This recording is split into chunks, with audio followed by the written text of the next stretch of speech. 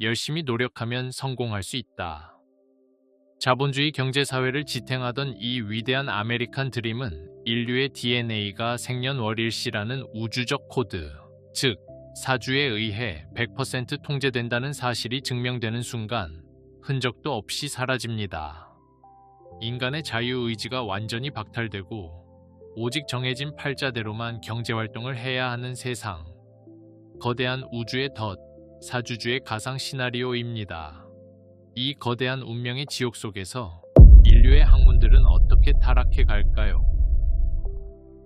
경제학, 위험 프리미엄의 소멸과 엔트로피 제로.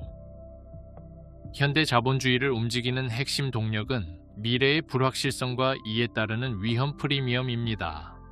그러나 모든 인간의 미래 경제력이 사주에 의해 결정된다는 사실이 입증된 순간 경제학의 대전제인 합리적 선택 이론은 완전히 붕괴합니다. 시장에서 불확실성이 제거되자 대학 입시와 대기업 공채 시험은 전면 폐지됩니다. 시험에 합격할 사람을 사주 데이터로 확인할 수 있게 된다면 굳이 연간 수천억 원의 사회적 비용이 드는 시험 제도를 유지할 필요가 없게 되는 것이죠. 아무리 밤을 새워 공부하고 시험 합격을 한다 하더라도 사주에 관운이 없는 자가 요직에 앉으면 국가적 손실을 유발하기 때문입니다. 따라서 대학 입시와 대기업에서는 시험 제도가 아닌 다른 방식으로 인재를 고르게 됩니다. 불확실한 시험 성적 대신 시민들의 평생 관운 데이터를 직접 필터링하여 인재를 강제로 배치하는 것이죠.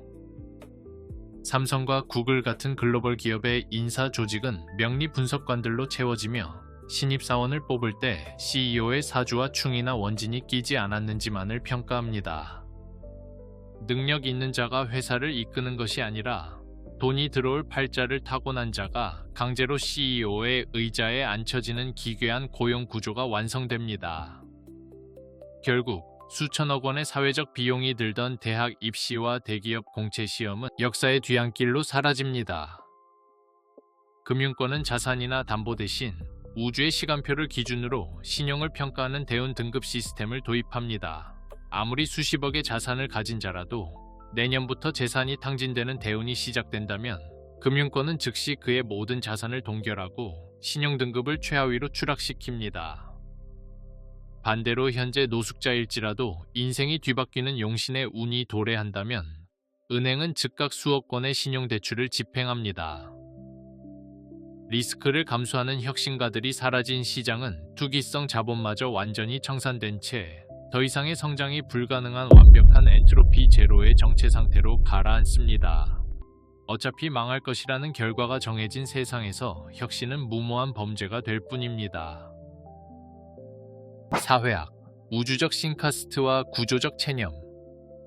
사회학의 오랜 화두였던 사회 이동성은 우주적 결정론 앞에 영구히 정지됩니다. 계급을 결정하는 것은 더 이상 부의 대물림이나 세습이 아닙니다. 오직 태어난 시간이라는 변경 불가능한 절대적 기득권, 즉 명리적 수저론의 등장입니다. 사회는 구조기능주의의 가장 극단적이고 잔인한 형태로 재편됩니다. 사주의 귀격을 타고난 자들은 지배계급인 천간이 되어 상류층을 형성하고 흉격을 타고난 자들은 하류층인 지지로 분류되어 단순 노동에 영구 격리됩니다. 지배층은 더 이상 자신들의 부를 증명하기 위해 기만적인 능력주의를 포장할 필요가 없습니다. 피지배층 역시 구조적 모순에 저항하는 대신 내 팔자가 이 모양인데 인생을 바꿀 수 있겠느냐며 완벽한 구조적 체념을 학습당합니다. 갈등 이론이 예견했던 계급투쟁의 가능성조차 국가가 배포한 운명론적 이데올로기 앞에 완전히 무력화되는 것이죠. 인문학, 실존주의의 죽음과 무사유의 평온. 실존은 본질에 앞선다며 인간의 주체적 운명 개척을 부르짖던 장폴 사르트르의 실존주의는 이 사회에서 가장 먼저 금서로 지정됩니다.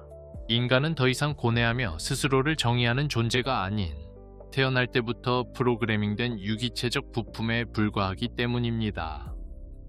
인류의 위대한 도덕성과 예술 종교는 생명력을 잃고 박제됩니다. 비극적 상황에 직면한 인간은 고통의 원인을 성찰하거나 타인과 연대하지 않습니다.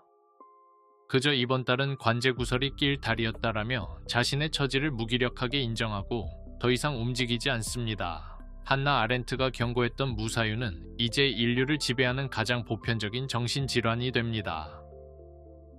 스스로 사유하기를 포기하고 국가가 정해준 운명의 타임라인의 삶을 완전히 양도한 대중은 역설적이게도 완벽한 심리적 안도감과 평온을 누리며 독재 권력이 기르기 가장 편한 정신적 가축으로 길들여지는 것이죠.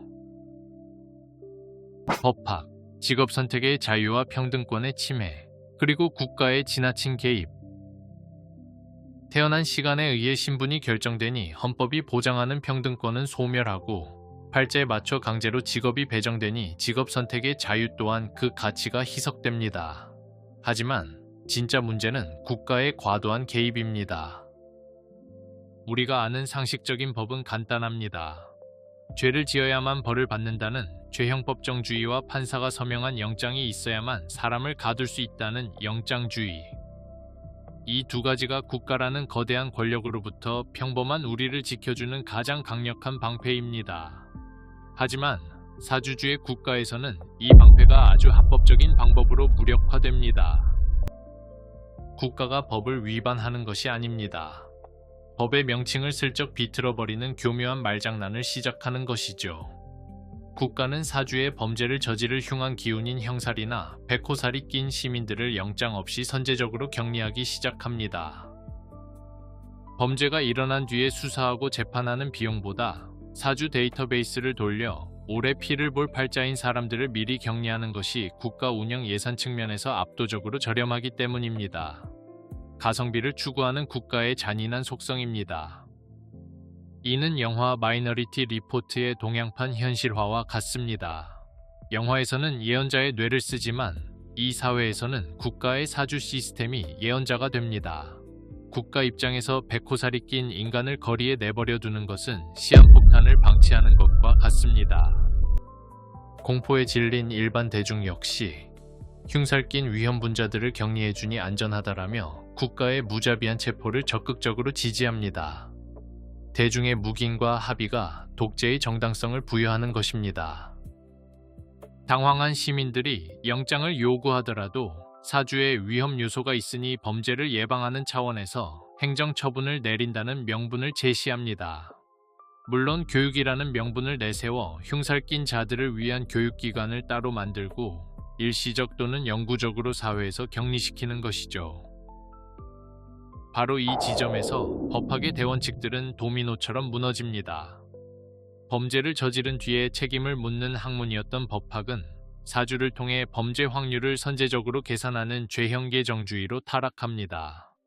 처벌이 아니라 순수한 교육과 복지라는 국가의 궤변 앞에서는 판사의 재판도 구속영장도 필요 없다는 논리가 성립됩니다. 반전, 우주의 해킹, 그리고 제조되는 운명들. 사주팔자가 인류의 경제와 신용을 완벽하게 결정하는 세상. 그렇다면 권력을 쥔 국가와 자본가들은 이 절대적인 우주의 법칙 앞에 그저 순응하고만 있었을까요? 여기서 이 우주 시스템을 역이용한 가장 거대하고 추악한 반전이 폭로됩니다. 국가는 우주의 법칙에 복종하는 대신 법칙의 틈새를 이용하기 시작했습니다. 바로 출생시간의 인위적 제조입니다. 자본주의의 최상위 권력자들은 자연 분만을 전면 금지합니다. 대기업의 후계자나 고위 관료의 자녀들은 국가 명리 관료들의 철저한 계산 아래 정확히 몇 년, 몇 월, 몇 일, 몇 분, 몇 초에 제왕절개 수술을 할지 정교하게 스케줄링 됩니다. 태어나는 순간 이미 수조 원의 재물을 쥐도록 설계된 인공귀격의 탄생입니다. 우주가 부여한 인간의 운명은 이제 거대 자본이 독점하는 가장 비싼 기득권 상품으로 전락합니다. 반대로 국가체제의 반기를 들거나 위험한 사상을 가진 가문, 혹은 단순 노동력으로 소모되어야 할 하류층의 아이들은 태어난 시간 자체가 기득권에 의해 사후 조작됩니다. 실제 우주의 흐름이 어떠했든 국가 전산망의 출생 기록을 조작하여 평생 가난하고 무력하게 살아야만 하는 팔자로 낙인 찍어 버리는 것입니다. 기득권이 운명을 조작했다는 사실조차 모른 채 자신의 불행을 팔자 탓으로 돌리며 인정하는 바로 그 순간 기득권의 완벽한 지배 공식은 완성됩니다.